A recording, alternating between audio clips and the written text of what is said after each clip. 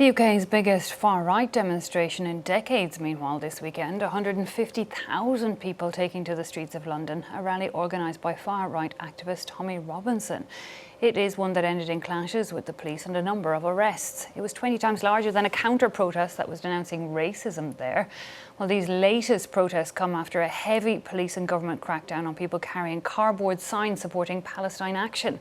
So what is the situation in the UK and how did it get there? To get more insight, we can speak to Senior Lecturer at Lancaster University, expert on politics and economics, Renaud Foucart. Thanks so much for your time. Can I simply start by asking you that? What do you think led to this particularly sizable far-right anti-immigration protest in the UK? It's a very surprising outcome because when you look at what happened in terms of the personality of the organizer, so Stephen Yaxley, Tommy Robinson is a very, very fringe personality. He's a former hooligan who's been to jail 5 times for violence, drug dealing, fraud. He's really not the kind of person you would expect to lead such a massive rally. But indeed, there has been, in the last months, large discussions in the UK about freedom of speech. So on the one hand, the ban of Palestine action, but also people of Just Stop Oil who have been jailed for organizing a Zoom call about slowing the highway.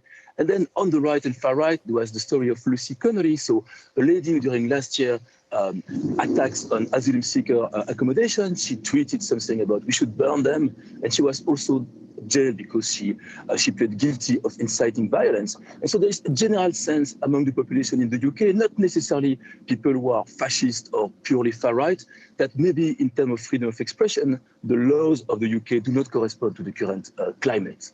Yeah, remind us a little bit of what has changed when it comes to the laws there. I mean, we saw the images just the weekend before of, retired doctors, veterans in wheelchairs being carried away by the police for holding cardboard signs.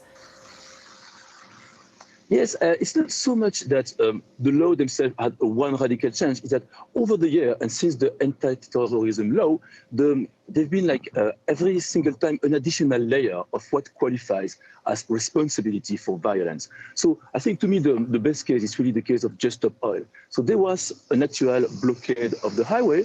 Some people were delayed, and so there was a discussion that maybe some emergency services were also delayed, and this may have led to injury or death. And so people who were just part of a Zoom call, they didn't even attend the blockade, were put to jail, some of them convicted to several years of jail. Say that in France, it would seem completely ununderstandable.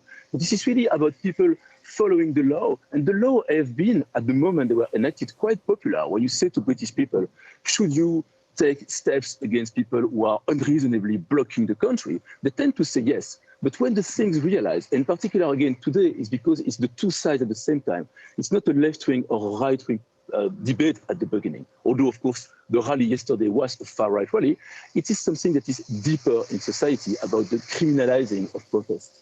But you mentioned they're being jailed for being on a Zoom call. Well, we did see it wasn't just Tommy Robinson at that protest at the weekend. We also saw, Elon Musk making, an online appearance with some quite alarming words about how he sees left and right-wing politics. What do you make of his influence in it all? Elon Musk has been involved quite a lot in British politics, and in a way that is considered as at least as fringe as Tommy Robinson. So Elon Musk is in a great replacement theory. I don't think if you've ever been to London, but he's convicted that London as a whole is a complete no-go zone where there is no more white people. This is really pure conspiracy theory. And the interesting thing is that if you look at the actual data about crime in the UK, violence has been decreasing quite a lot. So if you look at London today versus 20 years ago, the rate of homicide is much lower, the air you breathe is better, but there have been some visible actions like phone theft. There's been also all the debates about the so-called grooming gangs, and those things have been very visible also because of social media. So those things have always existed, but because of social media, and somebody like Tommy Robinson, his race to fame was that he tried to follow people in court. He almost set free more than 10 people who were part of a grooming gang because the law in the UK do not allow you to give their name before they are convicted. And he went there with his little camera trying to put them on screen. And so almost entirely derailed the justice system. But at the same time, there is demand for that, I think, in the UK right now. And if people like Elon Musk can come and say completely crazy thing, it's maybe because there has been a little bit too little debate on some issues about, again, the repression of protests in the UK. It does seem overall, and not just in the UK, that it seems increasingly easy to stir up anger and hatred among people. But what do you think people are now want to see from Prime Minister Keir Starmer as he gets ready to welcome President Donald Trump this week? So what you might have noticed in the image of the demonstration is that there are two different kinds of flags that are used in England. One of them is the Union Jack, so the flag of the United Kingdom, and this has always been seen as a symbol of unity in the country. This is absolutely uncontroversial.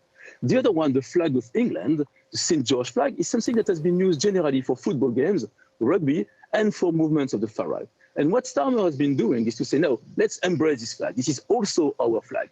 And, you know, the moment the boring centrist dad, Keir Starmer, is also holding the same flag, maybe people will feel a little less that this is something highly controversial. Or in the case of that demonstration, that they're not allowed to display their pride of being British, or in the case of the St. George flag, of being English, which is a slightly different identity, as you all know.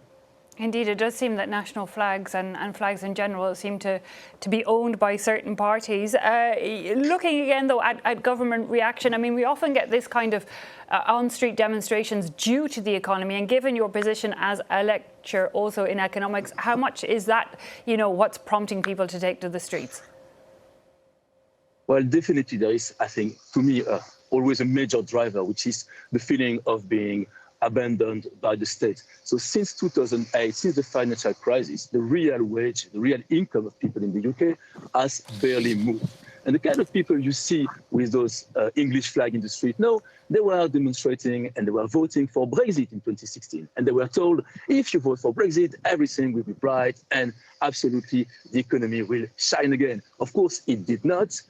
Boris Johnson, who was Mr. Brexit who took control, he led the country to save a bit the economy. He decided to open much more migration. So there were like hundreds of thousands of people who came absolutely legally to the UK because Johnson wanted to compensate the shock of Brexit. But so now all those people who are in the street and who voted for Brexit to get fewer foreigners, I think somehow they feel a bit betrayed. The economy is not going well.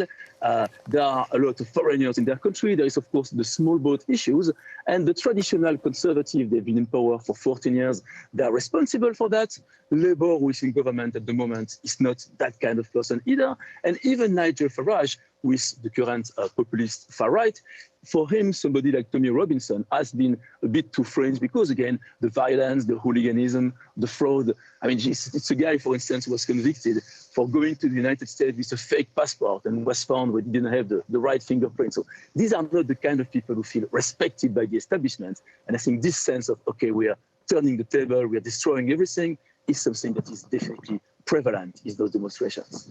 Renaud Foucart of Lancaster University, thanks so much for joining us and giving us your insight.